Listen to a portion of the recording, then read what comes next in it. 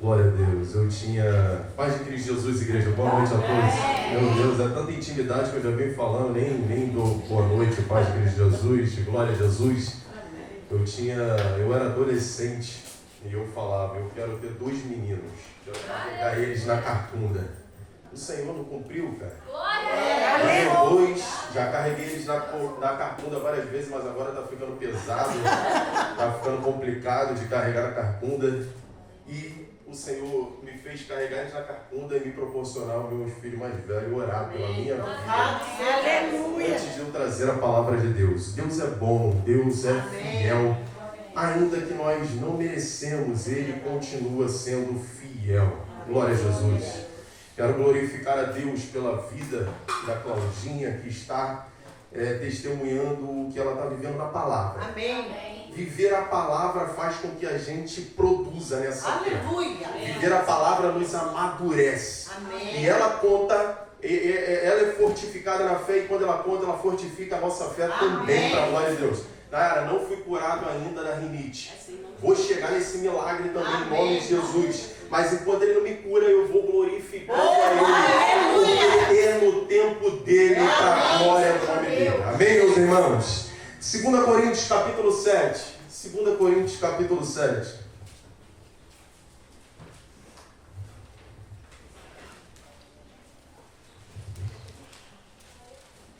Seja adorado Jesus. Glória seja dada ao nome do Senhor Jesus Cristo. Segunda carta do apóstolo Paulo à igreja de Corinto, capítulo 7, nós vamos ler um versículo só, o versículo 10. E dentro desse versículo, o Senhor e o Espírito Santo de Deus vai nos fazer entendê-lo para a glória de Deus. 2 Coríntios, capítulo 7, versículo 10. Segunda carta do apóstolo Paulo à igreja de Corinto, capítulo 7, versículo 10. Todos acharam? Amém? Amém. Diz assim a palavra de Deus: a tristeza, segundo Deus, não produz remorso, mas sim um arrependimento que leva à salvação. E a tristeza, segundo o mundo, produz morte. Vou ler mais uma vez. A tristeza, segundo Deus, não produz remorso, mas sim um arrependimento que leva à salvação. E a tristeza, segundo o mundo, produz morte. Podem se assentar em nome de Jesus.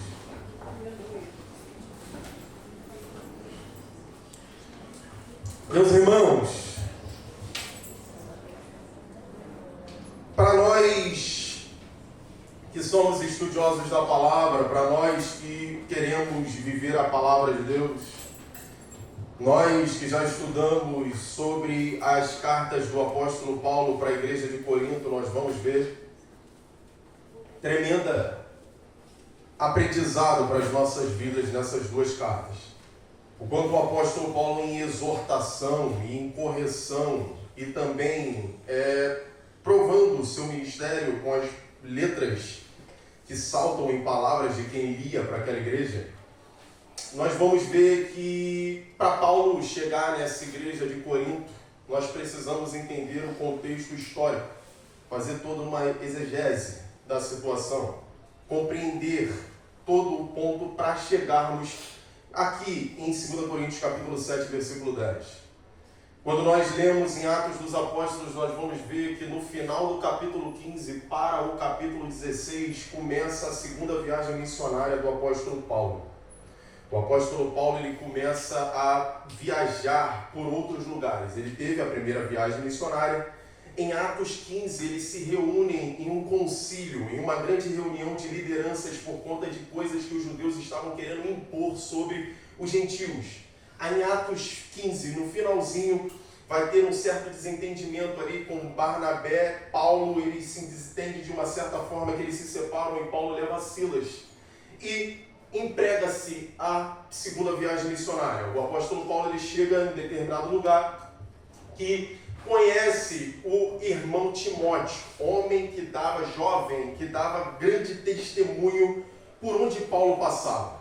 E ali, empregada a segunda viagem, Paulo, Silas, Timóteo estão nessa segunda viagem, e eles estão ali na região da Ásia Menor. A Ásia Menor é uma região que hoje hoje é localizada a Turquia, lá na Europa. Quando a gente fala de Ásia Menor, é a região que hoje é a Turquia. Quando a gente vai falar de Ásia Maior, é toda a totalidade da Ásia, que hoje Rússia e todos os outros países que nós conhecemos no âmbito geográfico. Aí eles estão na Ásia Menor e viajando, e chega um certo momento na Ásia Menor, ali nas cidades, que Paulo tenta ir para um lado, Paulo tenta ir para o outro, Paulo vai para lá, vai para cá. Chega um certo momento que o Senhor fala com Paulo em visão. Ele bota um homem parado na frente dele dizendo: passe a Macedônia e ajude-nos.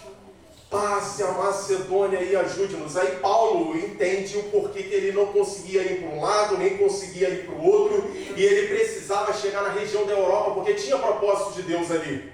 Mas só que a região da Europa, a região da Macedônia, que era de vários estados dentro daquela região, e nós conhecemos os principais que estão falando, que está falando lá em Atos. A igreja de Filipe, que Paulo ali colocou, que Paulo ali chegou para instituir, a igreja de Tessalônica e ali em Bereia também. Essas cidades principais são da região da Macedônia, que foi falado em Atos dos Apóstolos, que está lá em Atos dos Apóstolos. Tinha o propósito do Senhor ali, mas o Senhor, ele quebra protocolo. Ele fala para Paulo passar para a região da Macedônia, mas só que ele ali na região da Macedônia, o Senhor vai empurrando Paulo para Atenas, para depois chegar em Corinto. Paulo é empurrado pelo Espírito Santo, mas aonde ele chega, e automaticamente também o Senhor empurra ele para outras regiões, ele não deixa de dar fruto onde ele chega. Aleluia! E isso eu quero abrir um parênteses aqui. A gente está em determinado lugar, mas o Senhor nos coloca em outro. Mas esse lugar que a gente chegou, mesmo que o Senhor nos empurra para outro lugar, nós precisamos deixar fruto naquele lugar.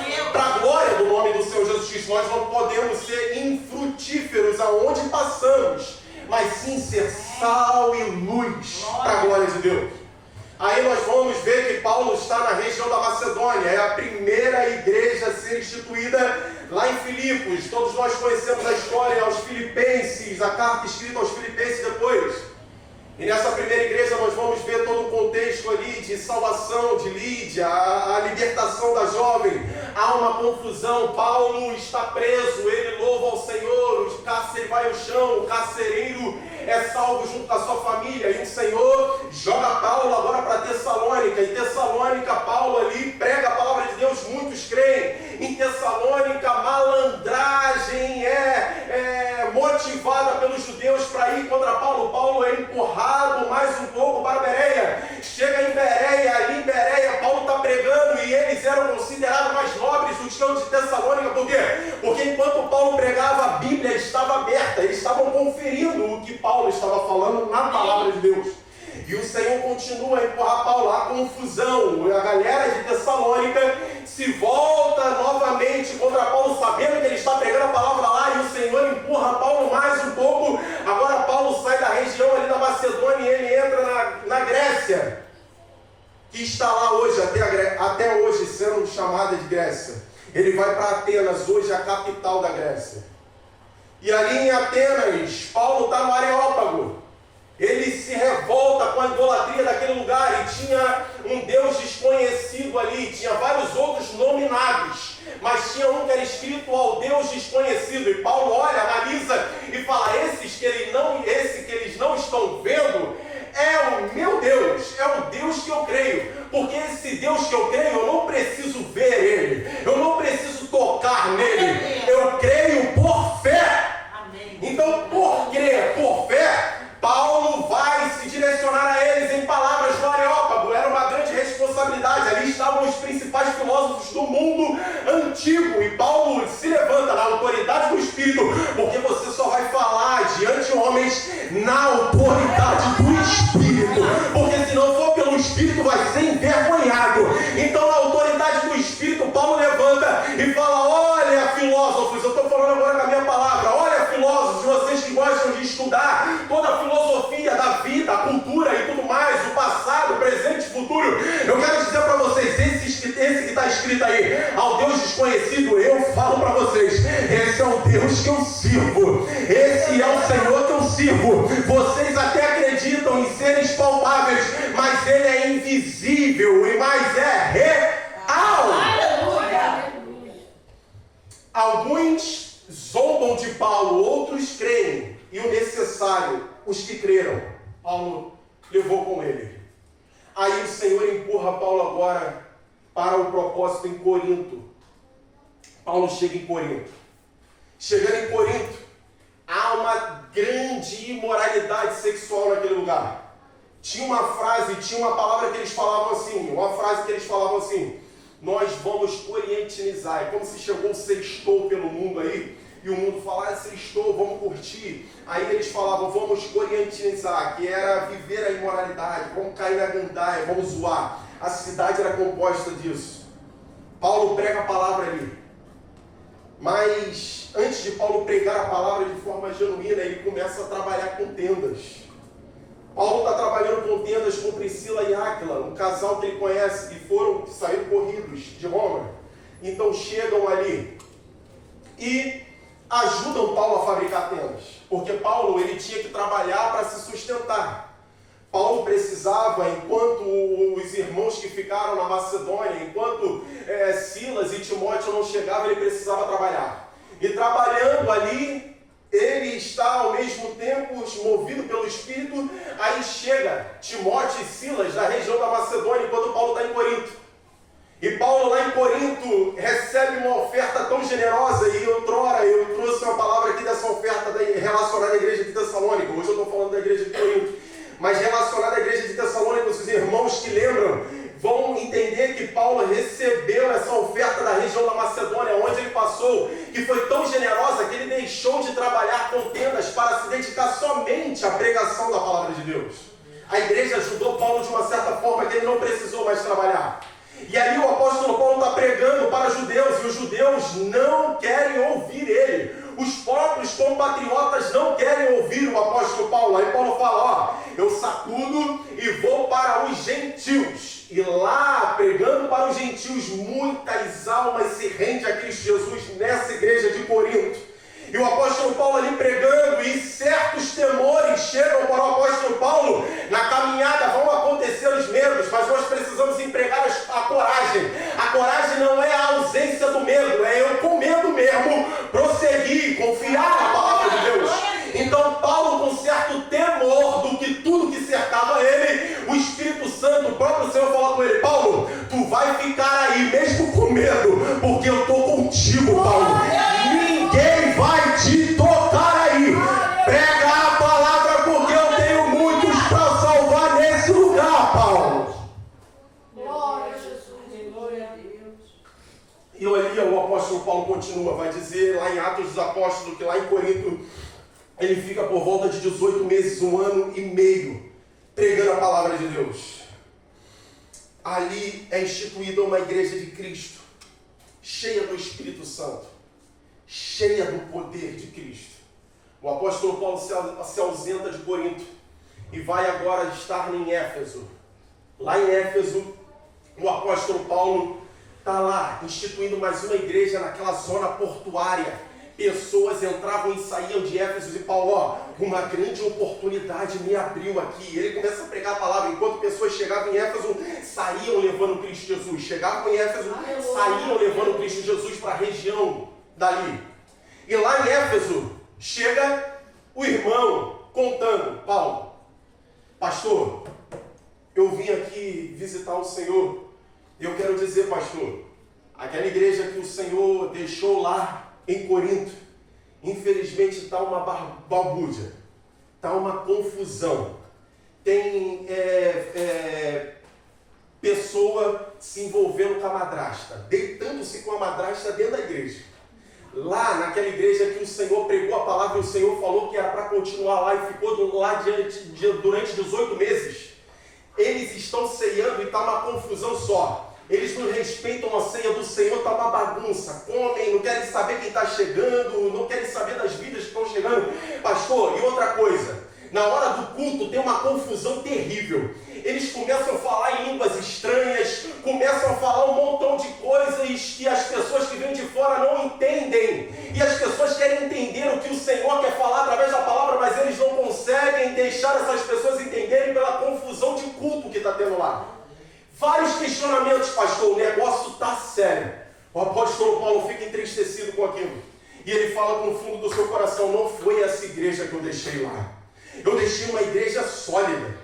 Eu deixei uma igreja cheia do Espírito Santo, cheia da palavra. Eu preguei Cristo para eles e não é dessa forma. O apóstolo Paulo senta, pega a pena, molha na tinta e começa a escrever a primeira carta aos Coríntios. E escreve essa carta com uma rigidez tremenda. Se nós formos ler a primeira carta do apóstolo Paulo aos Coríntios, não tem palavra de massagem de ego. É paulada mesmo. Vocês são infantis. Vocês têm que amadurecer. Porque não foi essa igreja que eu deixei aí. Vocês precisam entender o que é a ceia. Vocês precisam tirar esse cara do meio de vocês. Enquanto ele não se arrepender, não volta para o seio. E ali o apóstolo Paulo fala palavras pesadas para aquela igreja sentir o impacto. E se nós formos englobar isso na galera da Hipergraça hoje, a primeira carta aos Coríntios tem que ser rasgada. O Evangelho de Jesus Cristo, segundo escreveu João, no capítulo 6, também tem que ser rasgado, porque denominam Deus como um amor que pode tudo. Não é dessa forma. A igreja do Senhor é séria. O culto a Ele é sério. Nós precisamos entender o que é verdadeiramente o Evangelho de Cristo Jesus. E o apóstolo Paulo ali escreve essa primeira carta injuriado, querendo que eles sejam impactados com a presença do Senhor através da leitura daquela carta. E assim acontece. Ao escrever essa primeira carta, o apóstolo Paulo está na ação da vida dele. A carta é enviada, levada por Timóteo. E quando chega lá, eles leem essa primeira carta. Aí o apóstolo Paulo sai da região de Éfeso, e ele volta, lá no capítulo 20 de Atos dos Apóstolos, vai dizer que ele volta lá para as regiões da Macedônia. Ele volta para a região da Macedônia. Aí no contexto desse capítulo 7 que nós lemos aqui, ele vai falar: eu estava vivendo tribulações na região da Macedônia. Eu estava aflito, estava dificultoso para mim. Mas só que o Senhor que consola os abatidos, o Senhor que conforta os corações nossos, enviou Tito para mim. Aí Tito vem e traz a notícia. Outrora veio notícia de bagunça. Agora, depois da primeira carta, não foi passagem de mão na cabeça, mas foi autoridade. Tito volta diante das aflições que Paulo está vivendo em Macedônia, lá na região da Macedônia de novo, e fala: pastor, aquela igreja que o Senhor deixou lá, e que o Senhor escreveu a primeira carta para eles, agora a igreja se arrependeu, pastor. A igreja se arrependeu, pastor. Eles tiraram a bagunça que estava no meio deles. Eles tiraram aquele que vivia dentro do seio, se deitando com a madrasta. Eles assim tiraram e deixaram na disciplina para poder entender, pastor. Causou tristeza neles, mas não tristeza de remorso. Causou tristeza de arrependimento, pastor. Aí o apóstolo Paulo, diante dos sofrimentos que ele estava vivendo: ah, meu Deus, obrigado, Senhor. Obrigado porque gerou fruto, ó Pai. Aleluia. Aleluia, Jesus. E assim o apóstolo Paulo ele escreve essa segunda carta, dizendo no capítulo 7 exatamente isso. A tristeza, segundo Deus, não produz remorso, mas sim um arrependimento que leva à salvação. E a tristeza, segundo o mundo, produz morte. O apóstolo Paulo escreveu isso porque, se nós formos ver no contexto do capítulo 7, desse capítulo 7, ele está dizendo que essa tristeza de arrependimento foi a que eles viveram. Por isso que ele diz isso, que não produziu remorso, que não produziu um sentimento de culpa, mas produziu transformação de mentalidade. A pastora Cláudia disse aqui, o contexto desse texto é exatamente isso. A gente fala muito nas nossas pregações e orações, no nosso dia a dia: Senhor, a tua vontade é boa, ela é agradável, ela é perfeita, é nessa ordem o texto. Aí nós esquecemos do anterior, que eu preciso mudar a minha mentalidade, renovar a minha mente para eu viver verdadeiramente o que é bom, o que é agradável e chegar à perfeição do Espírito. Minha mente precisa ser mudada dia após dia. Se eu não tiver mentalidade transformada, se eu não tiver mentalidade renovada, não adianta esse negócio de eu viver só nesse Não vai. Aí fica duas perguntas. O apóstolo Paulo, ele se alegra com a tristeza dos outros? Alguém entristecido pode mudar a rota das atitudes e alegrar os outros? Aí a resposta é simples. Quando a tristeza, ela produz arrependimento. Amém. E quando a tristeza, ela produz arrependimento, ela gera 3 pontos que eu quero expressar. Temos atitudes diferentes. Vou repetir. Quando a tristeza, ela produz arrependimento, o fruto desse arrependimento é deixar o que estava fazendo de errado e fazer o que é correto. Segundo ponto, ela nos traz vontade de fazer diferente. Se eu agora vivia na pornografia, agora eu vivo uma vida santa com a minha esposa. Se eu vivia no adultério e na fornicação, agora eu vivo uma vida santa com o meu casamento íntegro diante dele. Se eu comprava e não pagava, agora eu sou íntegro diante dele. Se eu fazia do culto do Senhor uma bagunça, pensando que era minha casa, agora eu vivo a igreja como ela tem que ser, de forma séria. Aleluia. Aleluia. Seu nome, Jesus. Terceiro ponto. A gente tem mudança de caráter. Se o arrependimento ele não produz um caráter transformado para agir diferente, só foi remorso. A minha vida precisa ser transformada de dentro para fora. E ela transformada aqui dentro, ela me motiva a ver que as outras pessoas estão vendo Cristo na minha vida verdadeiramente. E o que isso produz? Alegria no céu. Irmão, por que você me diz que produz alegria no céu? Ezequiel capítulo 33, versículo 11, o Senhor vai dizer através do profeta: diga-lhes, juro pela minha vida, palavra do soberano Senhor, que não tenho prazer na morte dos ímpios, antes tenho prazer em que eles se desviem dos seus caminhos e vivam. Voltem-se dos seus maus caminhos. Aí ele faz a pergunta para Israel: por que o seu povo haveria de morrer? Ó nação de Israel, não é o meu projeto ver vocês destruídos. O meu projeto é vocês maduros. O meu projeto é vocês transformados. O meu projeto é vocês possuindo a terra por herança. O meu projeto é inimigo atacando aqui e eu fazendo assim: sai, e cercando vocês. Aleluia. Seja Deus. Esse é o meu projeto, Israel. Esse é o meu projeto, ó Israel.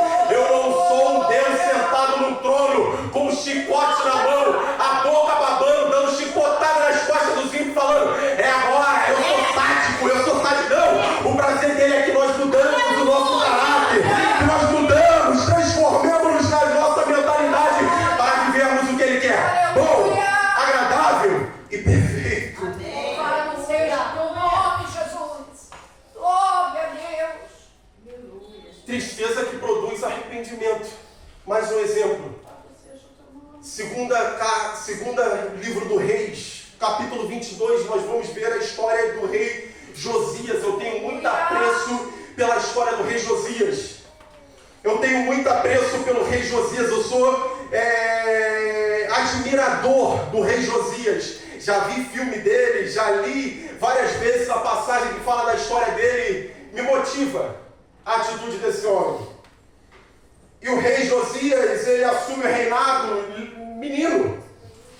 E depois de assumir esse reinado menino, ele precisa ser mentorado por pessoas maiores e maduras do que ele. Ele assume o reinado menino e pessoas têm que mentorear Josias enquanto ele é menino.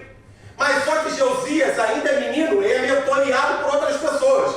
Mas só que Josias cresce e deixa de ser menino para ser maduro. Amém. E sendo maduro, ele vai governar Judá, porque o Senhor o colocou ali. E ele precisava ter a maturidade para governar Judá. Está lá em 2 Reis, capítulo 22.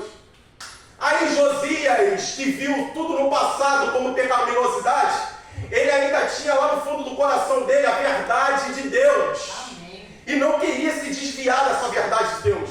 Ele viu os exemplos dos pais que eram errados. Aí Josias começa a reformar o templo.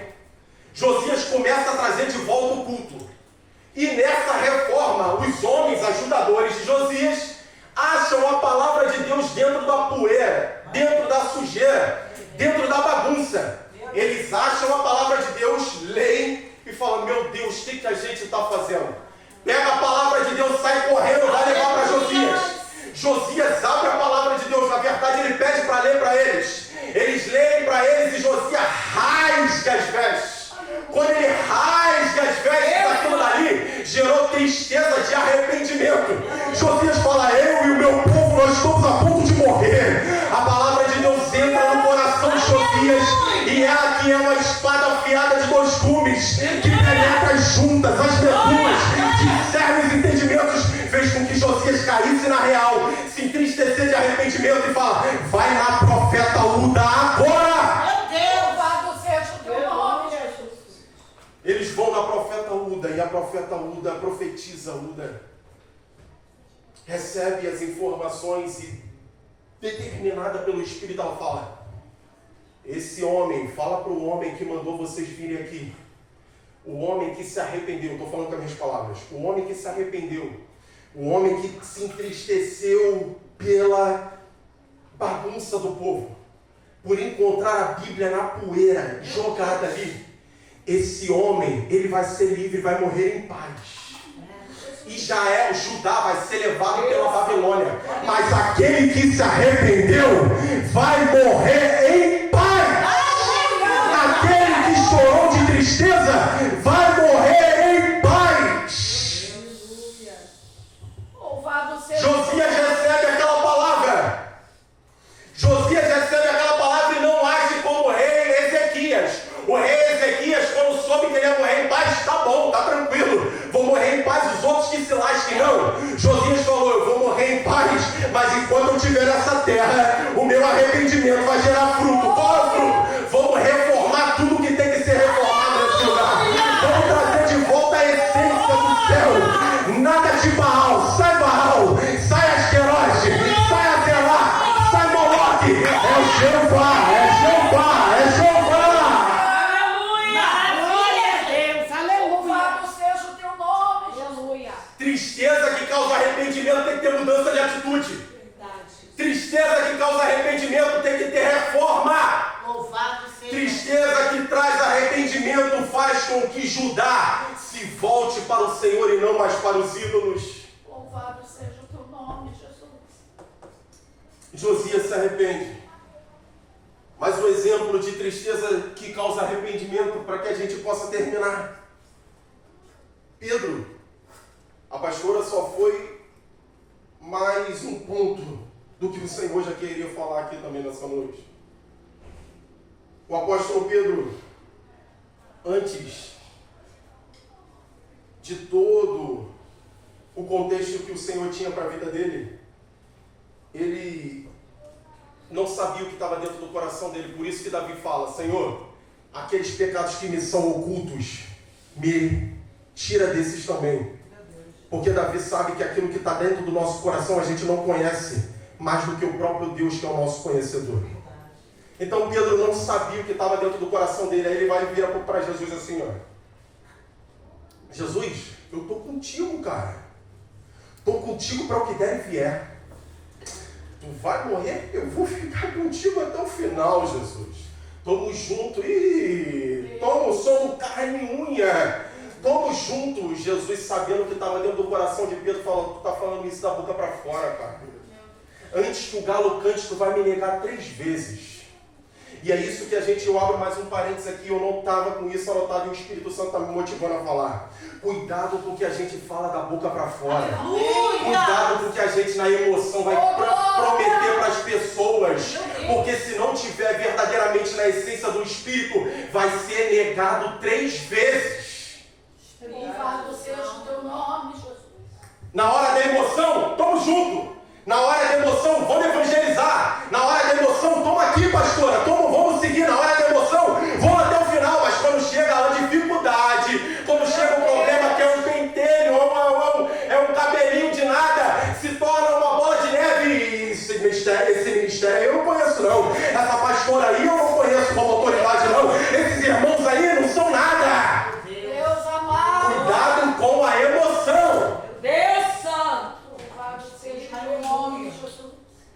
Então nós precisamos amadurecer e entender que as palavras ditas agora elas precisam precisam gerar frutos mais para frente. Eu não posso acreditar em palavras agora. Elas precisam gerar frutos de amadurecimento mais para frente. Aí ele nega Jesus 3 vezes. Aí o galo canta. Ele chora amargamente, vai dizer o texto. Esse chorar amargamente é sinal de arrependimento.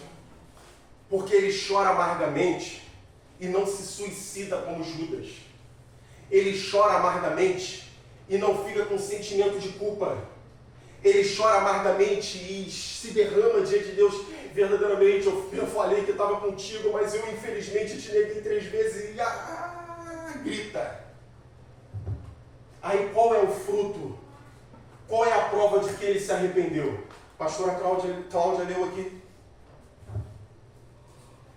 Filhinhos! Filhinhos! Joga a rede lá.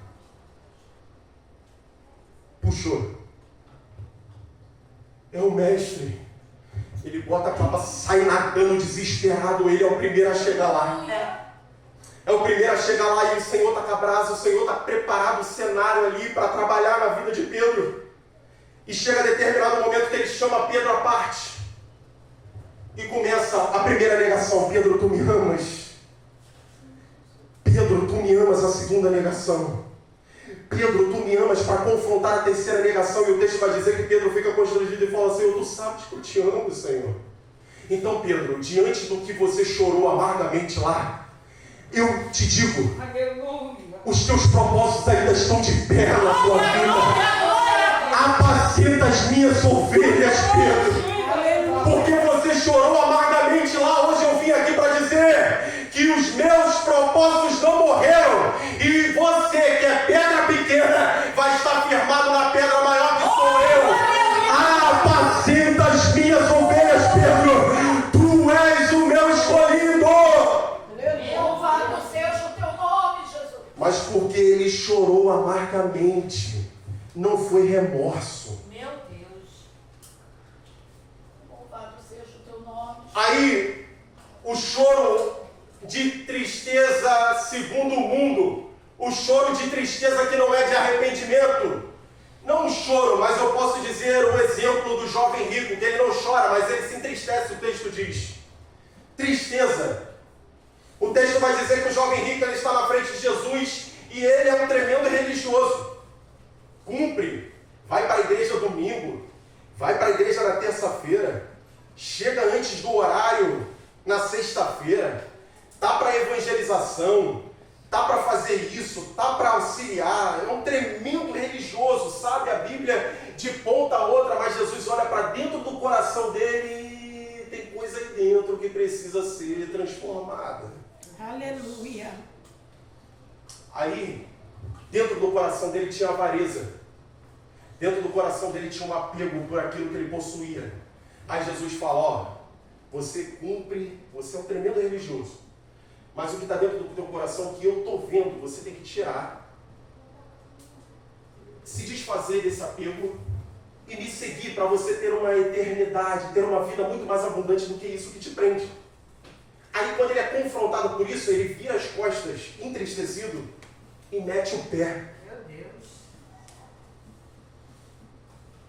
Se a palavra de Deus que produz transformação na nossa vida, o Senhor está usando várias pessoas aqui nesse púlpito. Desse púlpito, desse degrau mais elevado que nós subimos aqui para falar sobre a palavra de Deus.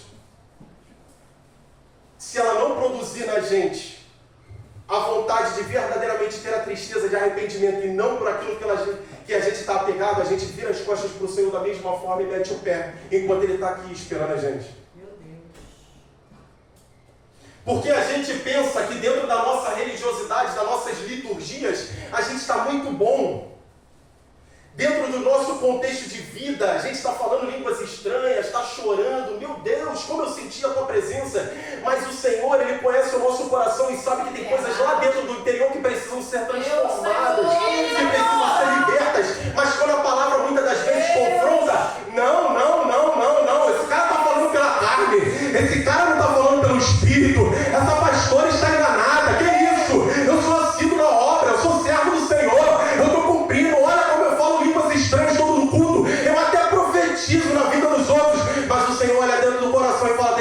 soberba, tem que sair a altivez, tem que sair a prepotência, tem que sair o orgulho, tem que sair a avareza, tem que sair. Glória a Deus.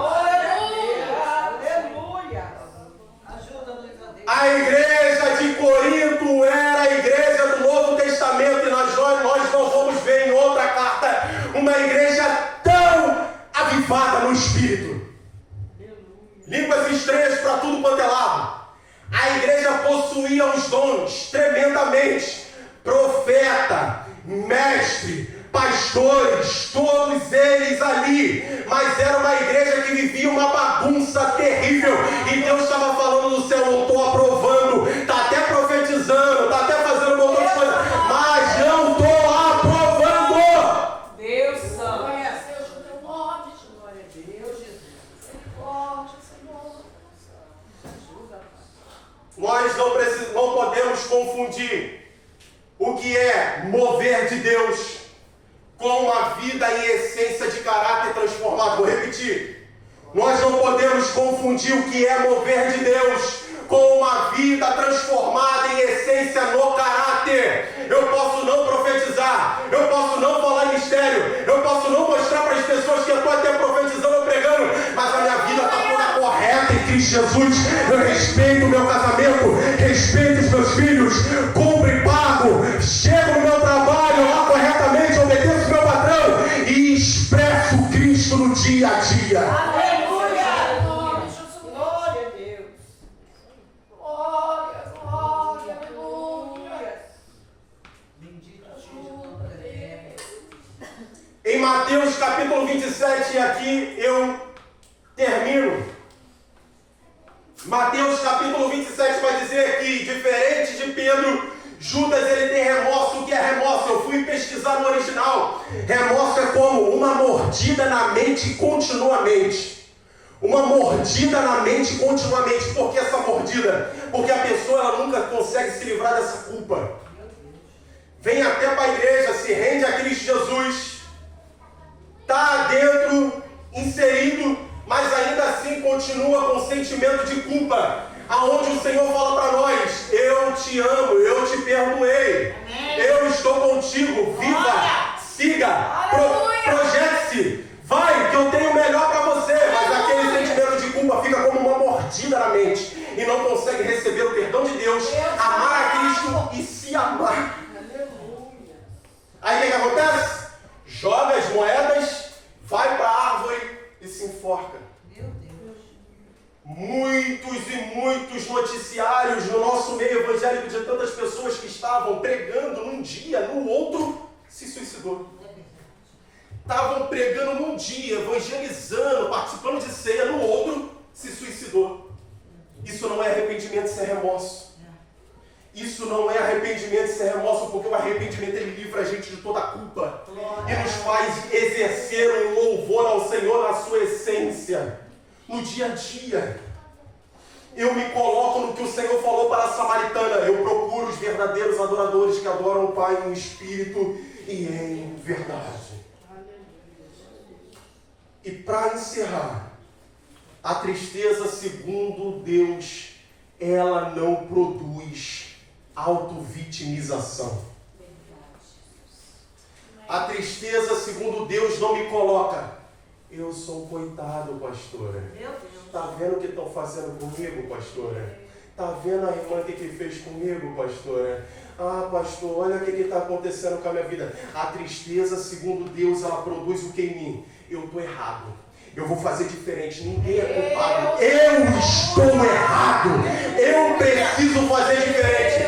Natan chega diante de Davi, e Davi diante de Natan é confrontado pelo poder do Senhor na vida de Natan. E Davi: eu pequei, somente contra ti pequei. Aí o Senhor muda a sentença na vida de Davi, porque Davi não ficou: foi a pastora, foi o pastor, foi o diácono, foi o irmão. Eu errei e faço diferente. Quem produz arrependimento no seu interior não fica de auto-vitimização. Crente maduro sabe que errou e vai fazer diferente. Louvado seja o teu nome, Jesus. Essa palavra para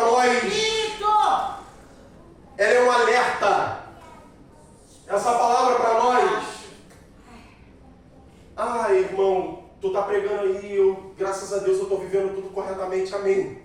Mas lá na frente surgir as barreiras da vida, os encalços, porque o testemunho da Claudinha, ótimo, fortifica a nossa fé. O testemunho da Nara fortifica a nossa fé. Mas e quando Deus não quiser agir? Aonde vai estar a minha maturidade? Louvado seja Deus. E quando Deus não quiser me curar da rinite e eu morrer com ela? Deus amado. Eu preciso permanecer. Aleluia! Aleluia! Glória ao teu nome, Jesus. Aleluia! Maturidade.